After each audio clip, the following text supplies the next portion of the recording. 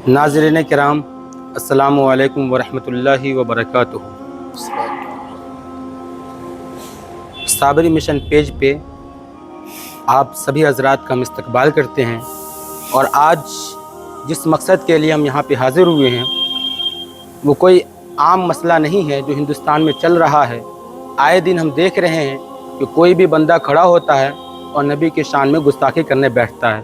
न सिर्फ ये हिंदुस्तान में हो रहा है बल्कि आलमी लेवल पे कोई भी शख्स, या तो हमारी ही जमात के बाज़ अफराद या हमारी जमात से अलग कोई भी बंदा उठता है और रसूलुल्लाह सल्लल्लाहु अलैहि वसल्लम की शान में गुस्ताखी करना शुरू कर देता है।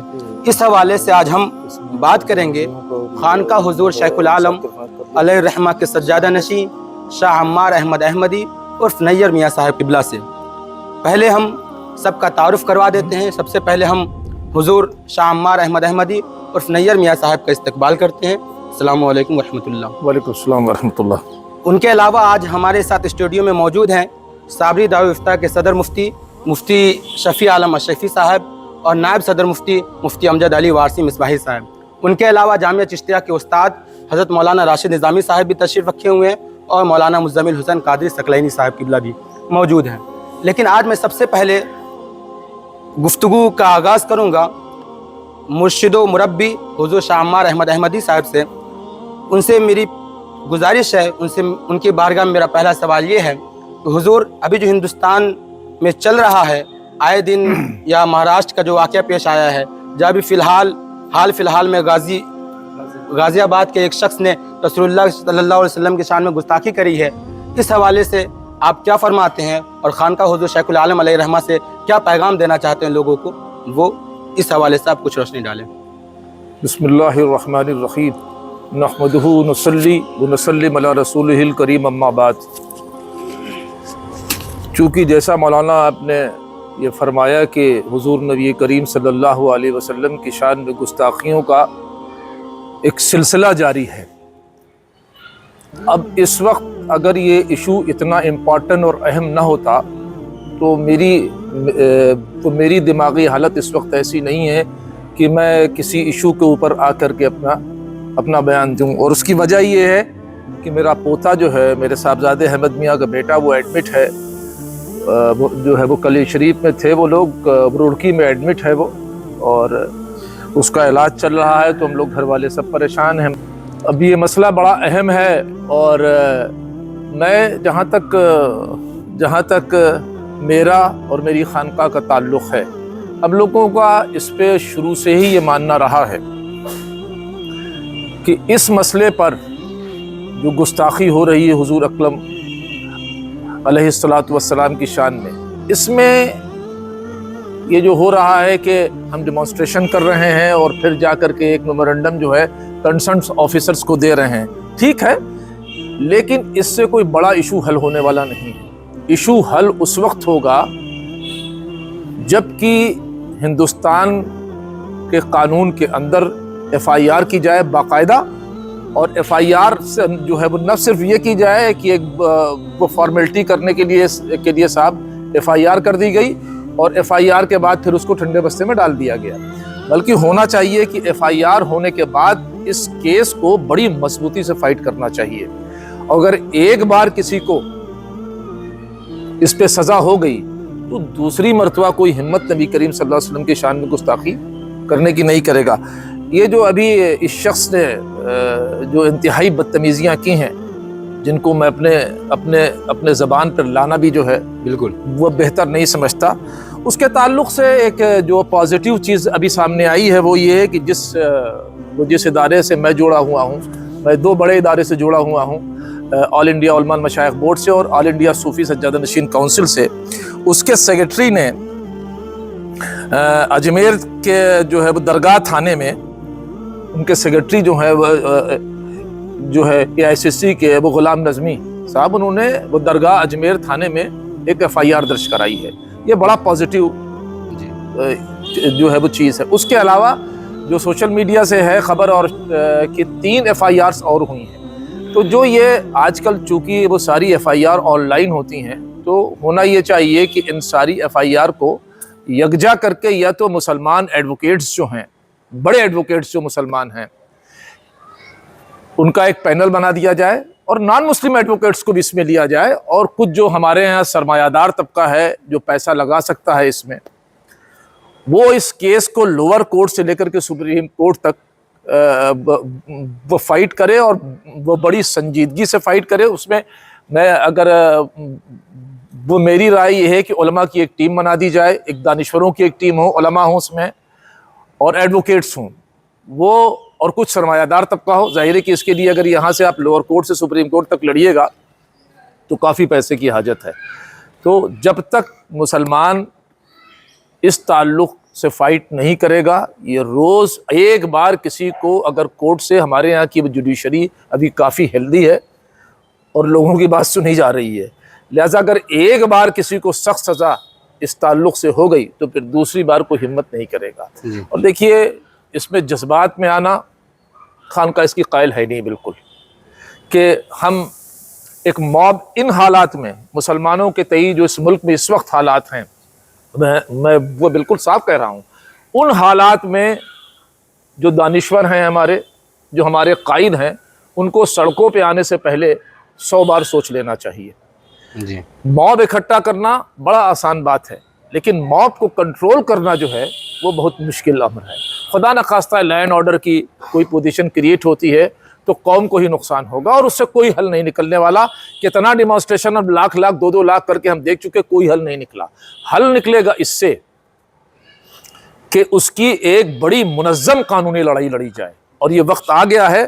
اور میں ڈیمانڈ کرتا ہوں کہ نہ صرف رسول اللہ صلی اللہ علیہ وسلم کے لیے بلکہ تمام مذہبی پیشواؤں کے لیے اس ملک میں قانون ہونا چاہیے، اور اس میں کم سے کم پھانسی کی سزا ہونی چاہیے، کہ اگر جو کسی بھی صرف جو ہے وہ صرف حضور کو نہیں، بھئی حضور کا تو معاملہ ہم مسلمانوں کے لیے یہ ہے کہ وہ فرشتے جو پوچھیں میرا دین و ایمان تمہاری ہی جانب اشارہ کروں میں، ہمارا تو دین ایمان سب کچھ رسول اللہ صلی اللہ علیہ وسلم کے قدموں پر قربان ہے۔ تو ایک بہت ہی پازیٹیو اور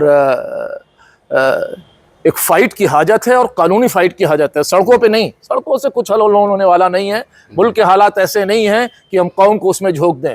جذبات میں کیا ہوا فیصلہ، حضرت علی کرم اللہ وجہہ کا قول ہے کہ غصے اور جذبات میں کیا ہوا جو ہے وہ کوئی فیصلہ ہمیشہ نقصان دہ ہوتا ہے۔ تو لہٰذا پازیٹیو چیز یہ ہے کہ ایک بڑی قانونی لڑائی اس وقت لڑنے کی حاجت ہے، اور وہ صرف جذبات پہ نہیں لڑی جائے گی، بلکہ وہ لڑی اس پہ جائے گی کہ ایک اچھا لائحہ عمل طے کیا جائے۔ جی تو میں یہ ڈیمانڈ کروں گا، سب سے پہلے تو اپنی قوم سے کہوں گا جی کہ یہ جو 4 FIR ہوئی ہیں یہ پازیٹیو امر ہے۔ ایک ہمارے SSC کی طرف سے ہوئی ہے اور 3 سنتیں اور ہوئی ہے، ان کو یکجا کرا لیا جائے اور ایک پینل بنا لیا جائے جس میں کچھ دانشور ہوں، جو ہے بڑے وکلا ہوں، اس میں غیر مسلم ایڈوکیٹس کو بھی رکھیں آپ، اور کچھ سرمایہ دار طبقہ ہو جو وہاں پیسے دے، اس لیے کہ یہ لمبی قانونی لڑائی ہے، بلا پیسے کے نہیں لڑی جا سکتی، اور ایک مثبت فائٹ کی جائے، اور مثبت فائٹ کر کے اس کو جو ہے وہ تختہ دار تک پہنچا دیا جائے۔ ایک بار سزا ہو گئی، دوسری بار ہمت نہیں ہوگی۔ اور میں گورنمنٹ آف انڈیا سے ڈیمانڈ کرتا ہوں کہ نہ صرف حضور علیہ السلام کے لیے بلکہ تمام مذہبی پیشواؤں کے تقدس کے لیے اور ان کی ناموس کے لیے ایک سخت قانون کی اس وقت اس ملک میں حاجت ہے، جس میں کم سے کم پھانسی کی سزا دی جائے۔ جی اب میں آپ کی گفتگو بہت اچھی ہوئی ہے، میں مفتی صاحب سے پوچھنا چاہتا ہوں کہ ایک حدیث پاک ہے من سب نبی فقتلو، اسی بنیاد پہ ایک نعرہ بلند کیا جاتا ہے کہ گستاخی رسول کی بس یہی سزا، سرتن سے جدا، سرتن سے جدا۔ تو یہ جو نعرہ ہمارے لوگ، ہمارے احباب بلند کر رہے ہیں، تو اس وقت اس نعرے کو بلند کرنا اور باہر نکل جانا یا اس حدیث کے کیا حقیقت ہے، اس پہ کچھ روشنی ڈالیں آپ۔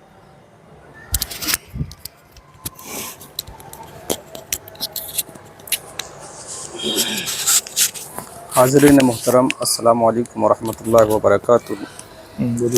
حضور مرشد اعظم ہند نے بہت ہی اچھے مشورے سے ہمیں نوازا، اور واقعتاً اتنے سارے واقعات ہو چکے، کئی دفعہ ہمارے محترم شخصیات کو گالیاں دی گئیں، گستاخیاں کی گئیں، اور ہم سڑکوں پر نکلے، نہ جانے کیا کیا کیے، لیکن اس سے تو کوئی مسئلہ حل ہوا نہیں، الٹا ہم ہی کو نقصان ہوا۔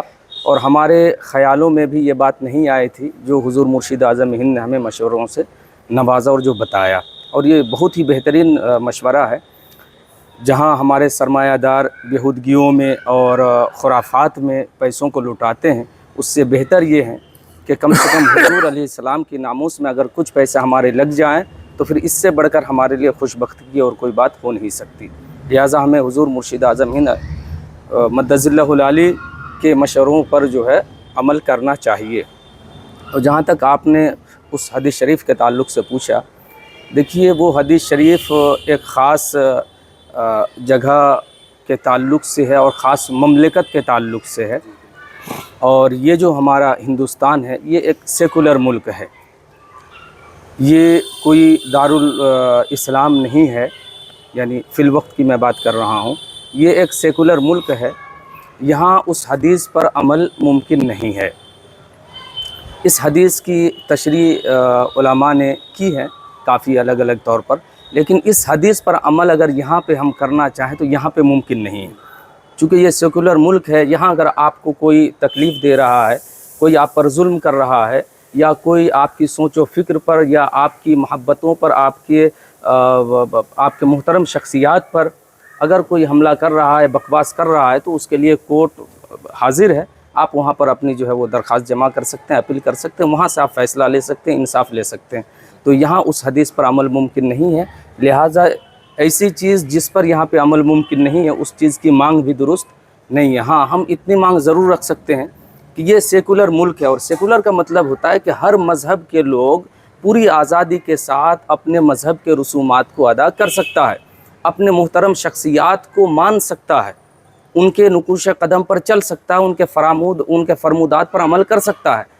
اور ہر مذہب کے محترم شخصیات کا احترام ضروری ہے. اگر آپ احترام نہیں کر سکتے تو آپ ان کو برا بھلا بھی نہیں کہہ سکتے. جیسا کہ قرآن میں بھی اس کا حکم دیا گیا ہے کہ آپ دوسرے مذہب کے محترم شخصیات کو گالی نہ دو، کہیں ایسا نہ ہو کہ وہ بھی آپ کے محترم شخصیات کو گالی دیں.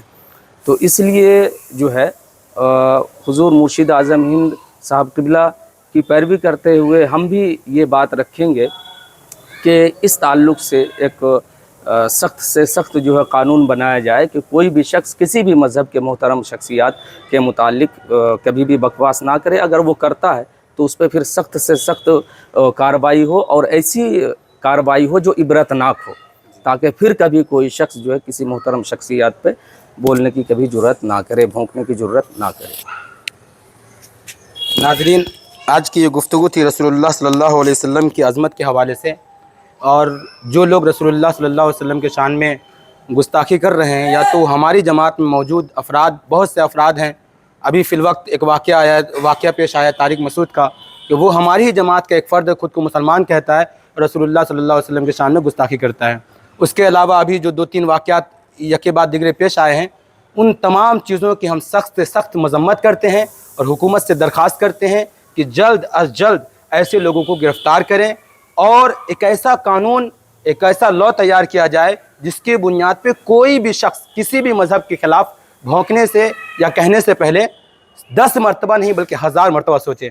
بس انہی چند باتوں کے ساتھ اپنے گفتگو ختم کر رہا ہوں.